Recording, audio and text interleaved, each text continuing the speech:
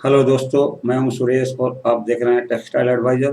दोस्तों, आज हम आपके साथ में डिस्कस करने वाले हैं कि जो फैब्रिक प्रॉपर्टीज़ होते हैं, वोवन फैब्रिक प्रॉपर्टीज़ क्या-क्या होते हैं और उनको कैसे इम्प्रूव करते हैं और उनके जो प्रॉपर्टीज़ होते हैं, तो वो किस कारण से मतलब कपड़ा ख़राब होता है या किस तरीके से वो अफ़ेक्टेड होते हैं दोस्तों। तो इसके पहले कि मैं डिस्कशन शुरू करूँ, मैं आप सभी लोगों से कहूँगा कि आप मेरे चैनल को सब्सक्राइब कर लीजिए, साइड में लगा हुआ बेल आइकन का बटन दबा दीजिए, जिससे मेरे आने वाले अपकमिंग वीडियोज़ के नोटिफ़िकेशन आप तक पहुँचते रहेंगे। तो दोस्तों, मैं आप सभी लोगों से एक बात और कहूँगा कि आप मेरे वीडियो को अंत तक देखिएगा, तभी आप सभी लोगों को सारे टॉपिक्स क्लियर होंगे, सारे प्रॉपर्टीज़ क्लियर होंगे कि कौन-सी प्रॉपर्टीज़ का क्या फ़ंक्शन होता है और उसको कैसे इम्प्रूव करते हैं वगैरह-वगैरह। तो दोस्तों, मैं फैब्रिक प्रॉपर्टीज़ के ऊपर पहले 2 वीडियोज़ बना चुका हूँ। तो दोस्तों, उसके आगे के जो प्रॉपर्टीज़ होते हैं, तो उसका डिस्क्रिप्शन है, मैं आपको इस वीडियो में दे रहा हूँ। तो दोस्तों, चलिए डिस्कशन शुरू करते हैं। तो टॉपिक मैं आपको बता चुका हूँ कि फैब्रिक प्रॉपर्टीज़ है। फैब्रिक प्रॉपर्टीज़ का ये 3rd पार्ट है दोस्तों। तो जैसा कि आप स्क्रीन के माध्यम से देख पा रहे हैं, आज का जो पहला फैब्रिक प्रॉपर्टी है, वो फैब्रिक पिलिंग या पिलिंग ऑफ द फैब्रिक।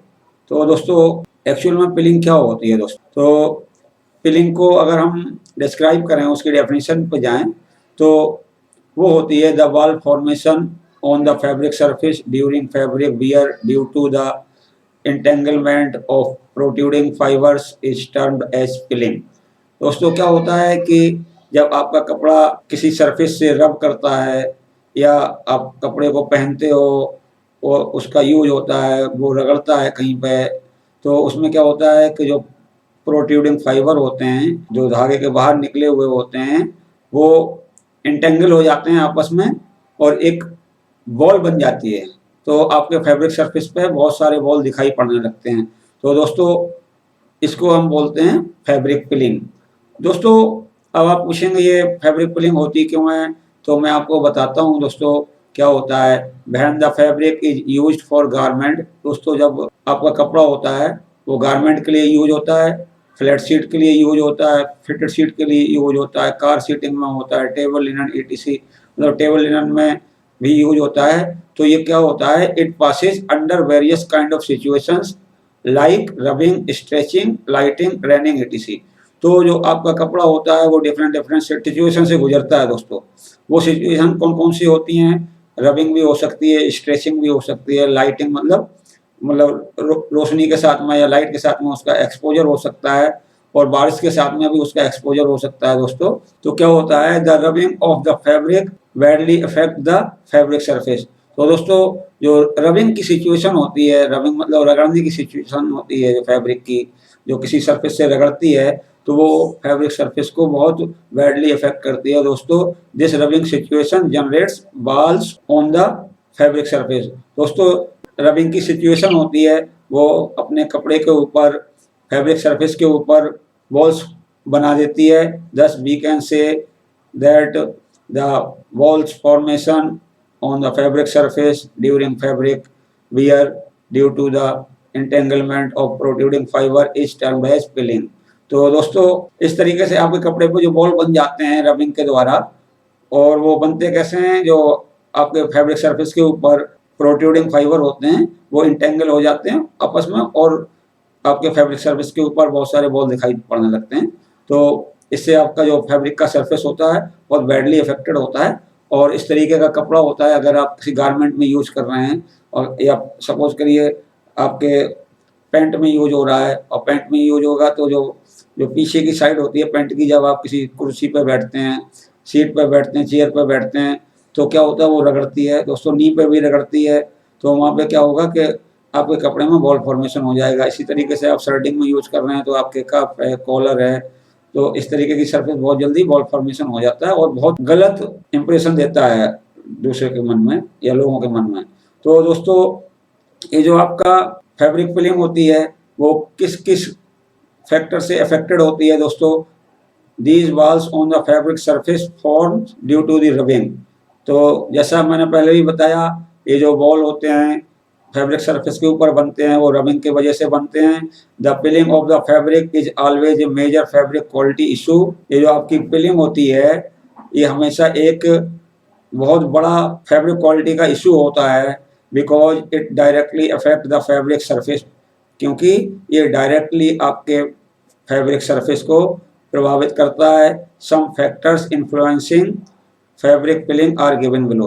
दोस्तों हम नीचे आपको जो मेन फैक्टर होते हैं जो फैब्रिक पिलिंग को इफेक्ट करते हैं उनको हम नीचे डिस्क्राइब कर रहे हैं। दोस्तों सबसे पहला होता है दोस्तों यार्न क्वालिटी।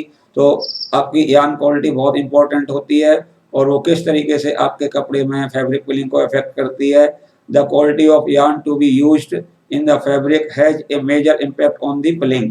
दोस्तों जो आप कपड़े में धागा यूज कर रहे हो उस धागे की क्वालिटी आपके कपड़े की फैब्रिक पिलिंग को बहुत अधिक इम्पैक्ट करती है। The yarn having low hairiness always possesses better pilling resistance. दोस्तों यदि आपका यार्न जो कपड़े में यूज हुआ है उसमें जो हेरीनेस का लेवल अगर लो है या अबव स्टैंडर्ड है तो आपके कपड़े में फैब्रिक पिलिंग होने के चांस कम होंगे, वो अच्छी पिलिंग रेजिस्टेंस शो करेगा। दोस्तों द कोम्ड और compact yarn helps to improve the pilling resistance of the fabric. यदि आप अपने कपड़े के अंदर जो धागा यूज कर रहे हैं वो कोम्ड है या कॉम्पैक्ट है तो वो आपके कपड़े में जो पिलिंग रेजिस्टेंस है उसको इम्प्रूव करने में मदद करेगा। दोस्तों the yarn spun from fine and long staple fiber always gives high pilling resistance। दोस्तों यदि आपके धागे में फाइन और लॉन्ग स्टेपल फाइबर यूज किए गए हैं तो वो धागा अच्छी पिलिंग रेजिस्टेंस शो करेगा। दोस्तों the spun yarn always possesses better pilling resistance than continuous filament yarn.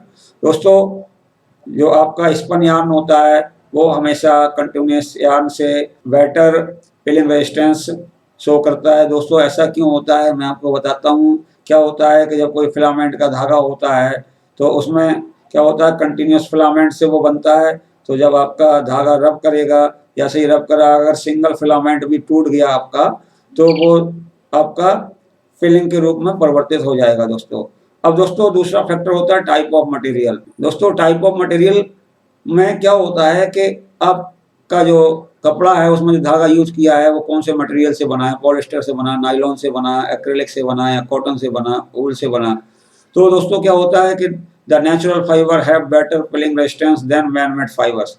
दोस्तों जो आपके नेचुरल फाइबर्स होते हैं लाइक कॉटन हो गया, आपका लिनन हो गया और भी नेचुरल फाइबर हैं वो हमेशा मैन मेड फाइबर से अच्छा पिलिंग रेजिस्टेंस देते हैं कपड़े के अंदर। The regenerated fibres also possess poor pilling resistance. दोस्तों जो रीजनरेटेड फाइबर होते हैं उनमें जैसे कि आपके हो गए रेयन हो गया, viscose rayon, acetate rayon, cuprammonium rayon, इस तरीके के फाइबर हमेशा पुअर पिलिंग रेजिस्टेंस शो करते हैं। दोस्तों अब एक होती है the degree of the twist of the yarn. दोस्तों ये जो यार्न की ट्विस्ट की डिग्री होती है या टीपीआई होता है ये काफी हद तक आपके कपड़े में पिलिंग होने के लिए जिम्मेवार होता है, मतलब वॉल फॉर्मेशन के लिए जिम्मेवार होता है।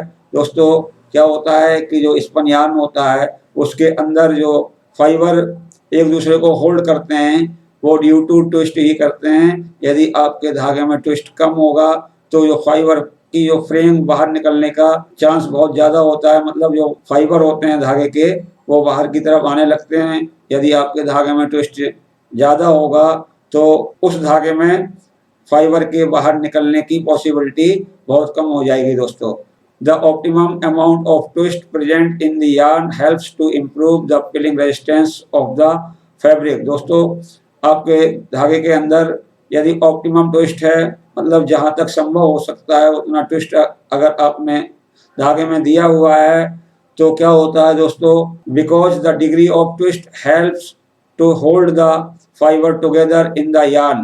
तो दोस्तों क्या होगा, ऑप्टिमम ट्विस्ट देने से आपके यार्न के अंदर जो फाइबर हैं उनको एक साथ बांध के रखने की जो क्षमता होती है वो ट्विस्ट में ही होती है, वही बांध के रखता है। And they do not come out of the yarn during rubbing of the fabric surface.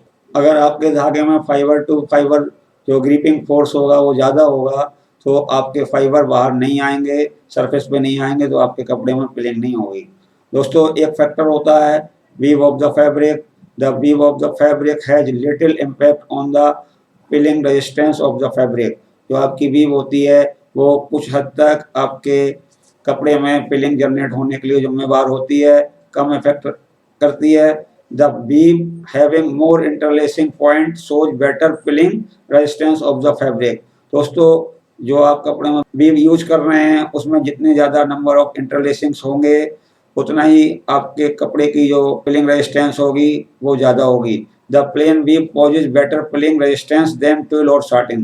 दोस्तों जो आपका प्लेन वीव होता है तो वो ट्विल और साटिन कपड़े से ज़्यादा पिलिंग रेजिस्टेंस शो करता है, because the short float length prevent to come out the fibre on the fabric surface.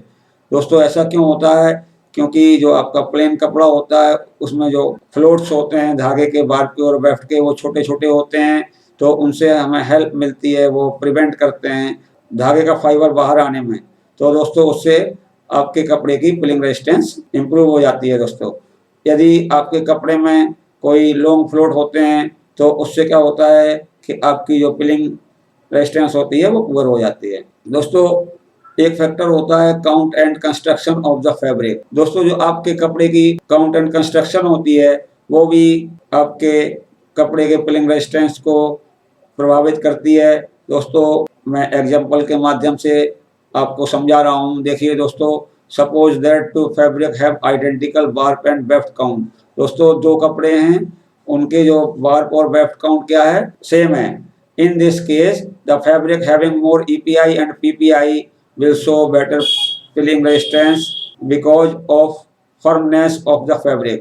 दोस्तों इस केस में क्या होगा कि जिस कपड़े के अंदर ईपीआई और पीपीआई ज़्यादा होंगे तो वो कपड़ा बेटर फिलिंग रेजिस्टेंस शो करेगा।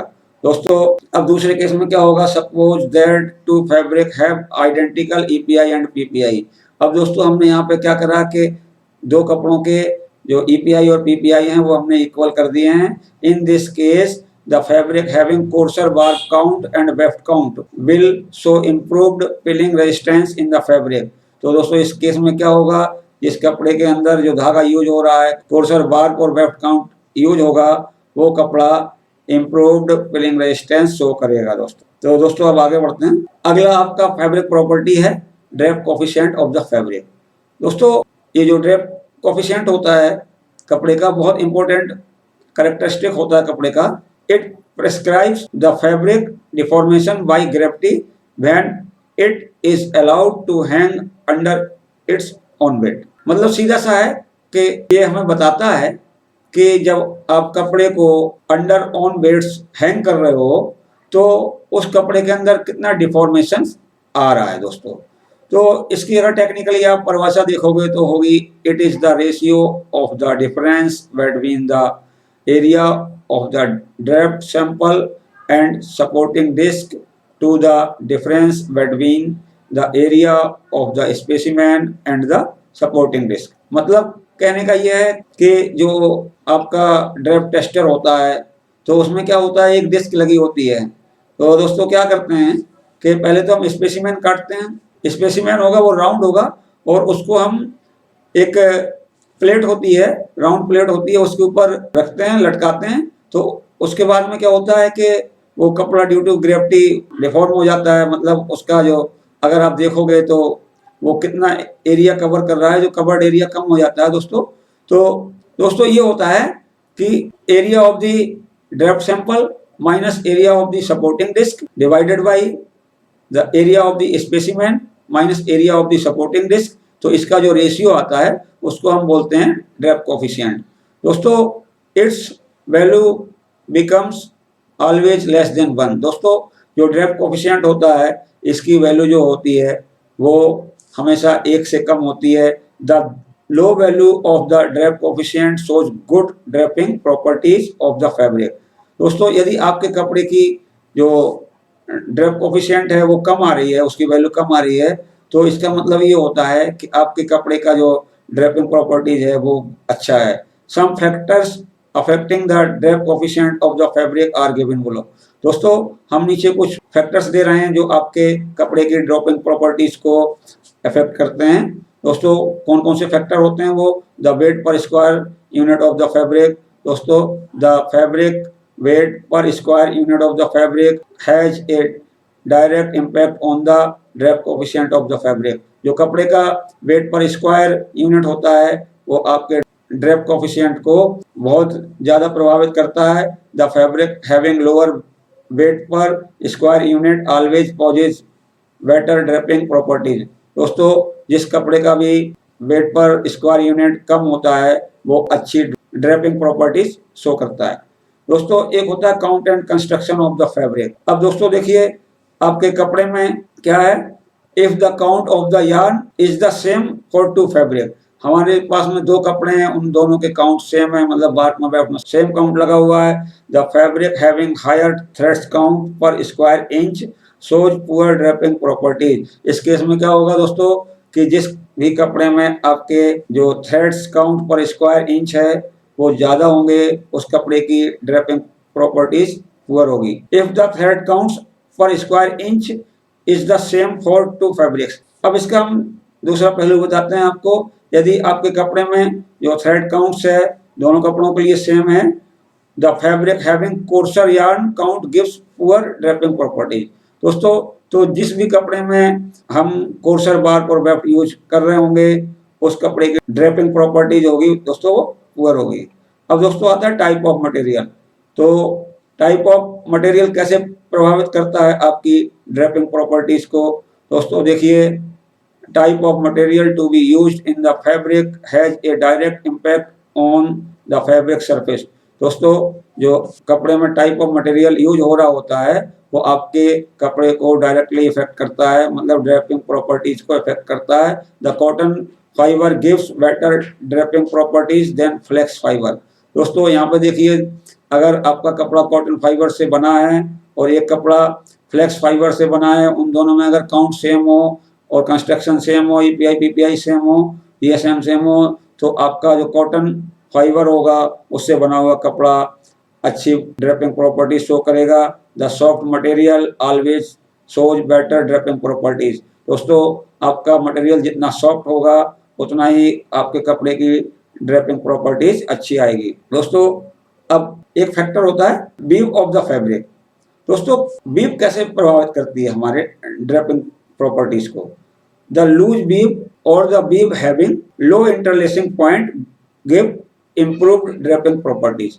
मतलब यदि आप किसी भी कपड़े के अंदर ऐसी वीव यूज कर रहे हैं, उसका जो स्ट्रक्चर है लूज है या उसके अंदर जो नंबर ऑफ इंटरलेसिंग पॉइंट हैं कम है, तो उस कपड़े की जो ड्रेपिंग प्रॉपर्टीज होगी वो अच्छी होगी. The plain weave shows poor draping properties than satin और twill weave because of short float length. दोस्तों, यहाँ पे देखिए, यदि आपका कपड़ा है उसके अंदर क्या है, हमारे पास में तीन कपड़े हैं, एक प्लेन कपड़ा है, एक साटिन है, एक ट्विल है, और तीनों कपड़ों के अंदर क्या है कि जीएसएम सेम है, काउंट कंस्ट्रक्शन सेम है. तो दोस्तों, वीव कैसे प्रभावित करेगी. देखिए, जो आपका प्लेन वीव होगा उसकी ड्रेपिंग प्रॉपर्टीज होगी वो पुअर होगी. तो ऐसा क्यों होता है. तो दोस्तों, इसका रीजन सिर्फ इतना ही होता है कि प्लेन कपड़े में जो फ्लोट लेंथ होती है बार की और वेफ्ट की वो छोटी होती है, इसलिए आपके कपड़े में ड्रेपिंग प्रॉपर्टीज प्लेन में पुअर होगी. दोस्तों, अब आगे बढ़ते हैं. अगला आपका फैब्रिक प्रॉपर्टी है मॉइस्चर एब्जॉर्बेंसी. तो दोस्तों, ये मॉइस्चर एब्जॉर्बेंसी तो बहुत ज़्यादा इम्पोर्टेंट होती है और ये हमेशा कोई भी कस्टमर अगर अपने लिए कपड़ा खरीदता है तो ये देखता है कि ये आपका जो स्वेट है या पसीना है उसको एब्जॉर्ब करेगा नहीं करेगा, गर्मी में कैसे बिहेव करेगा. गर्मी में क्या होता है कि एकदम से पसीना आएगा तो आपकी शर्ट एकदम से भीगी सी लगेगी, चिपक जाएगी शरीर पर. और यदि आपकी मॉइस्चर एब्जॉर्बेंसी अच्छी है तो कुछ हद तक आपके जो पसीने को एब्जॉर्ब कर लेगी, तो उससे आपको बेटर फील होगा, मतलब आपका कपड़ा गीला फील नहीं होगा, मतलब वेट फील नहीं होगा. तो दोस्तों, the moisture absorbency of a fabric is a very important property of the fabric. दोस्तों, आपके कपड़े की जो मॉइस्चर एब्जॉर्बेंसी होती है बहुत बहुत इंपॉर्टेंट प्रॉपर्टी होती है, because it is directly associated with other properties of the fabric. क्योंकि ये आपके कपड़े के अदर प्रॉपर्टीज से भी जुड़ी हुई होती है. the ability of a fabric to pick up the moisture when a fabric comes into direct contact of the moisture। तो दोस्तों मॉइस्चर एब्जॉर्बेंसी क्या होती है? एक कपड़े की एक एबिलिटी होती है, मतलब योग्यता होती है जो पानी को एब्जॉर्ब करती है। दोस्तों कब एब्जॉर्ब करती है? जब आपका कपड़ा मॉइस्चर के डायरेक्ट कांटेक्ट में आता है। तो दोस्तों the rate of pick up the moisture and amount of absorbed moisture differ for different fabric. दोस्तों क्या होता है कि जो मॉइस्चर को पिकअप करने का रेट और कितना मॉइस्चर का अमाउंट वो कपड़ा एब्जॉर्ब कर रहा है, वो सब डिफरेंट डिफरेंट फैब्रिक में अलग अलग होता है। दोस्तों the consumer can compare the moisture absorbency of two different fabric as follows. मतलब कोई भी कंज्यूमर अगर अपने कपड़े में चेक करना चाहे कि किस कपड़े की मॉइस्चर एब्जॉर्बेंसी अच्छी है, तो वो इजीली कंपेयर कर सकता है। दोस्तों मैंने तरीका दिखाया हुआ है। Take two fabric swatches of the same size and bed. दोस्तों आपको क्या करना है, कपड़े के दो ऐसे स्वैच लेने हैं, उनके साइज सेम होने चाहिए और उनके बेड सेम होने चाहिए। दोस्तों take a beaker and fill it with distill water. दोस्तों आप क्या करते हैं, एक बीकर लेते हैं और उसको डिस्टिल वाटर से भर देते हैं। दोस्तों drop the first fabric swatch in the beaker and record the time when the fabric gets completely wet। दोस्तों क्या करते हैं, इसके बाद हम ये टाइम नोट करते हैं कि कितने टाइम के अंदर आपका जो फैब्रिक का स्वैच था वो कंप्लीटली गीला हो गया, मतलब वेट हो गया है। As the fabric start to dip into the water. अब आपका कपड़ा है पहले तो गीला हुआ, इसके बाद में क्या होगा, कुछ टाइम के बाद में आपका कपड़ा पानी के अंदर डूबना चालू हो जाएगा। तो हम दोबारा से टाइम को नोट करते हैं। Now repeat this process with another fabric swatch. दोस्तों सेम प्रोसेस हम दूसरे फैब्रिक के साथ में भी रिपीट करते हैं। Now make a comparison between the two fabrics. अब हम दोनों स्वैच की तुलना करते हैं। तो दोस्तों जो तुलना करते हैं वो कैसे करते हैं, the fabric which is taking less wetting and dipping time will show better moisture absorbency। दोस्तों दोनों कपड़ों में से जो भी कपड़ा आपका डिपिंग टाइम और वेटिंग टाइम कम शो कर रहा है, उसकी जो मॉइस्चर एब्जॉर्बेंसी होगी वो अच्छी होगी। दोस्तों the factors affecting the moisture absorbency are given below. दोस्तों हमने नीचे कुछ कारण बताए हैं जो आपके कपड़े की मॉइस्चर एब्जॉर्बेंसी को इम्पैक्ट करते हैं। तो दोस्तों पहला कारण होता है the degree of yarn twist. दोस्तों देखिए जो यार्न होता है उसकी टीपीआई आपके कपड़े की मॉइस्चर एब्जॉर्बेंसी को कैसे इम्पैक्ट करता है। The amount of the yarn twist plays a very important role in the moisture absorbency of the fabric. दोस्तों जो आपके यार्न का ट्विस्ट होता है, मतलब टीपीआई होते हैं, वो आपके कपड़े की जो मॉइस्चर एब्जॉर्बेंसी होती है उसमें बहुत बड़ा रोल प्ले करते हैं।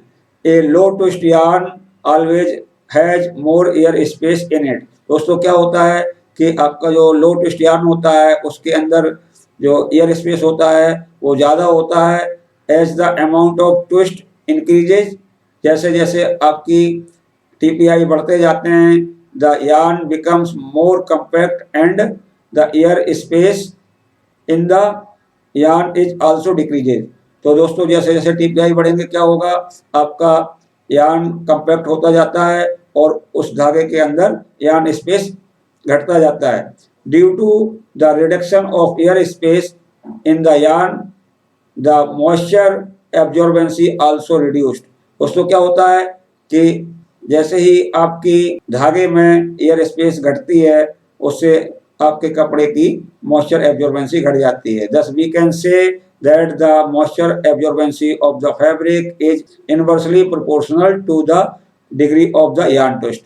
इस तरीके से हम कह सकते हैं कि जो आपके कपड़े की जो मॉइस्चर एब्जॉर्बेंसी होती है वो धागे के टीपीआई के इनवर्सली प्रोपोर्शनल होती है। दोस्तों अब दूसरा फैक्टर होता है count and construction of the fabric. दोस्तों the effect of the count and construction of the fabric can be understood with the help of the following example।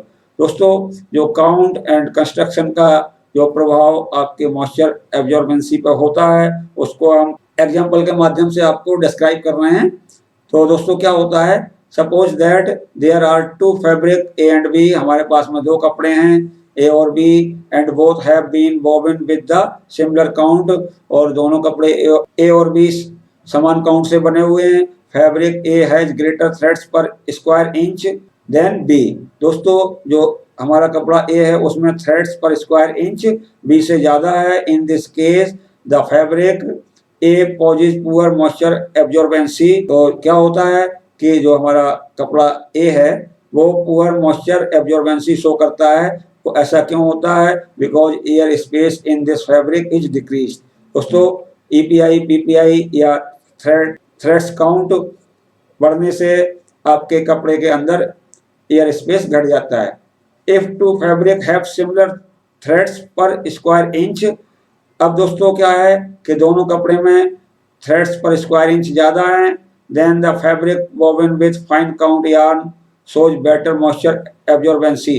दोस्तों तो इस केस में क्या होगा कि जो भी कपड़ा आपका फाइन यार्न से बना होगा उसकी मॉइस्चर एब्जॉर्बेंसी अच्छी होगी, because the air space in this fabric is increase. दोस्तों फाइन काउंट से बने हुए कपड़े में चूंकि एयर स्पेस बढ़ जा रहा है तो उसकी मॉइस्चर एब्जॉर्बेंसी इंक्रीज हो जाएगी। दोस्तों अब आपको हमेशा ध्यान रखना है, now this days the spinner have developed air rich yarn. दोस्तों आज के तारीख में जो हमारे स्पिनर हैं उन्होंने एक इस तरीके का यार्न डेवलप किया है, उसको बोलते हैं air rich yarn, which gives improved moisture absorbency of the fabric. तो दोस्तों ये एयर रिच यार्न होता है वो अच्छी मॉइस्चर एब्जॉर्बेंसी देता है। This yarn is also known as hollow yarn. दोस्तों ये जो एयर रिच यार्न होता है इसको हम होलो यार्न के नाम से भी जानते हैं। The weaver can improve the moisture absorbency of the fabric without changing count and construction of the fabric with the help of this air rich yarn. दोस्तों जो हमारा वीवर है वो अपने कपड़े में काउंट और कंस्ट्रक्शन को चेंज किए बिना एयर रिच यार्न को यूज करके अपने कपड़े की मॉइस्चर एब्जॉर्बेंसी को इम्प्रूव कर सकता है। अगला जो फैक्टर होता है वो होता है type of material used. The type of material also plays a decisive role in the moisture absorbency of the fabric. दोस्तों जो कपड़े की मॉइस्चर एब्जॉर्बेंसी होती है उसमें जो मटेरियल होता है जो आप कपड़े में यूज कर रहे हो वो भी डिसाइसिव रोल प्ले करता है, मतलब निर्णायक रोल प्ले करता है। Since we know the synthetic material are hydrophobic in character. दोस्तों हमें ज्ञात है, हम जानते हैं कि जो आपके सिंथेटिक मटेरियल होते हैं वो हाइड्रोफोबिक नेचर के होते हैं। हाइड्रोफोबिक का मतलब होता है जो पानी कम एब्जॉर्ब करते हैं, मतलब पानी कम सोखते हैं। Therefore, synthetic material always possess poor moisture absorbency।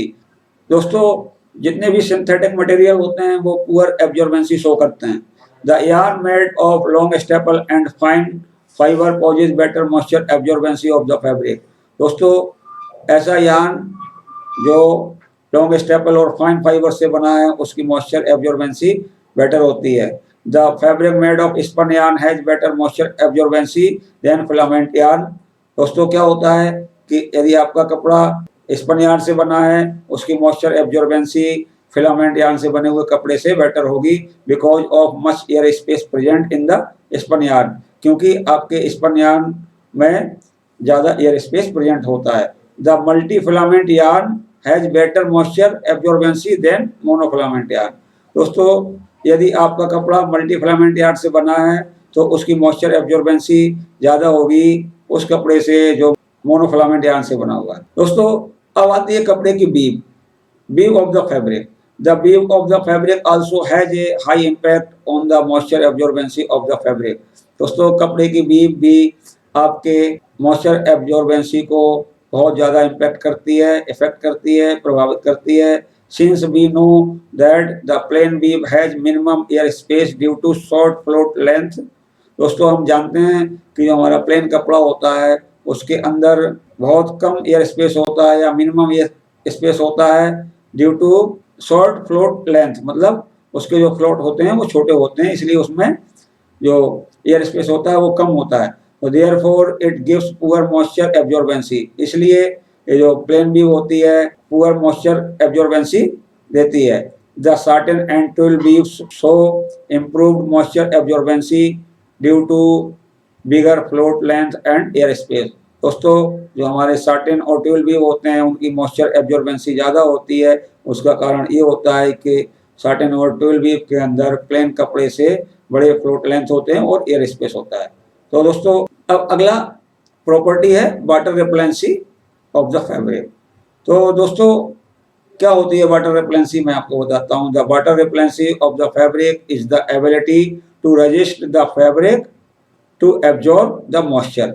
मतलब वाटर रिपेलेंसी कपड़े की वो एबिलिटी है या गुण है या योग्यता है, वो आपके कपड़े में मॉइस्चर एब्जॉर्ब होने से रोकती है।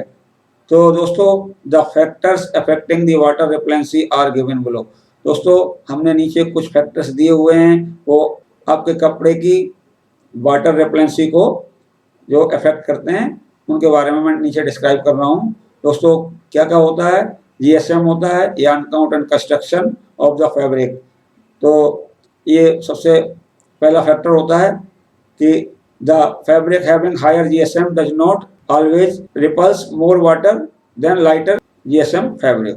मतलब दोस्तों मेरा कहने का ये है कि ऐसा हमेशा नहीं होता है कि जो हायर जीएसएम के कपड़े होते हैं वो हमेशा ही ज़्यादा वाटर रिपल करते हों, मतलब वाटर को जो सोखने में प्रिवेंट करते हों, रेजिस्ट करते हों। दोस्तों the water repellency of a fabric is directly associated with the air space present in the fabric. ये जो आपकी वाटर रिपेलेंसी है वो आपके कपड़े में कितना एयर स्पेस प्रेजेंट है उससे जुड़ी हुई होती है। The higher GSM fabric having the lowest possible air space possesses better water repellency. दोस्तों यदि कपड़े का जीएसएम हायर है और उसके अंदर जो एयर स्पेस है वो लोएस्ट है, तो उसकी जो वाटर रिपेलेंसी होगी अच्छी होगी, यानी कि बेटर वाटर रिपेलेंसी शो करेगा। If the heavy weight fabric has more air space than light weight fabric. दोस्तों यदि आपके हैवी वेट वाले फैब्रिक में हल्के वाले फैब्रिक से एयर स्पेस ज़्यादा है तो the light weight fabric will show better water repellency. तो इस केस में क्या होगा कि जो लाइट वेट फैब्रिक है उसकी वाटर रिपेलेंसी होगी वो अच्छी होगी। दोस्तों because of the lowest air space present in it. ये क्यों होता है दोस्तों, वो इसलिए होता है कि जो आपका हल्का कपड़ा है बट उसके अंदर एयर स्पेस कम है। जनरली सामान्यतः in the heavyweight fabric the ends to end or peaks to peak gap minimize up to the lowest possible level। Generally दोस्तों क्या होता है कि हैवीवेट फैब्रिक के अंदर जो धागों के बीच का गैप होता है वो मिनिमाइज हो जाता है। Hence the heavyweight fabric shows better water repellency. दोस्तों इसलिए जो हैवीवेट फैब्रिक होते हैं इम्प्रूव्ड वाटर रिपेलेंसी शो करते हैं। The water repellency of a fabric has great concern with the yarn count and construction of the fabric। दोस्तों जो आपकी वाटर रिपेलेंसी होती है उसका बिल्कुल सीधा सा संबंध आपके यार्न काउंट और कंस्ट्रक्शन से होता है कपड़े के। If the two fabric have equal threads per square inch, यदि दो कपड़े हैं उनके threads per square inch same है, then the fabric woven with coarser count will show improved water repellency। इस केस में क्या होगा कि वो कपड़ा जो कोर्सर यार्न से बना हुआ है, मतलब कोर्सर काउंट से बना हुआ है, उसकी वाटर रिपेलेंसी अच्छी होगी। If two fabric have similar warp and weft count. अब दूसरा केस देखिए, यदि दो कपड़े हैं उनमें सेम वार्प और वेफ्ट काउंट लगे हुए हैं, then the fabric having more threads per square inch will show better water repellency. इस केस में क्या होगा, जिस कपड़े में हमने अधिक थ्रेड काउंट्स यूज किए हैं वो कपड़ा अच्छी वाटर रिपेलेंसी शो करेगा। This thing happens due to air space present in the fabric. ये सब होता है वो सिर्फ एक ही कारण से होता है कि आपके कपड़े में कितना एयर स्पेस प्रेजेंट है। दस वी कैन से, इस तरीके से हम कह सकते हैं that the water repellency of the fabric is inversely proportional to the air space present in the fabric. तो हम कह सकते हैं कि जो हमारी वाटर रिप्लेंसी होती है वो आपके कपड़े में प्रेजेंट एयर स्पेस के इनवर्सली प्रोपोर्शनल होती है। यदि एयर स्पेस कम है तो वाटर रिप्लेंसी ज़्यादा होगी, एयर स्पेस ज़्यादा है तो वाटर रिप्लेंसी कम होगी। दोस्तों अब एक फैक्टर होता है टाइप ऑफ मटेरियल यूज्ड। तो दोस्तों क्या होता है, the material having hydrophobic nature always shows better water repellency. यदि आपका मटेरियल है वो जो कपड़े में यूज किया है हाइड्रोफोबिक नेचर का है, मतलब वो मॉइस्चर कम एब्जॉर्ब करता है, तो आपके कपड़े की वाटर रिप्लेंसी अच्छी होगी। The synthetic fibre have better water repellency than natural fibre. दोस्तों जितने भी सिंथेटिक मटेरियल होते हैं वो नेचुरल फाइबर की तुलना में अच्छी वाटर रिप्लेंसी शो करते हैं। The continuous filament yarn shows improved water repellency in comparison of synthetic spun yarn।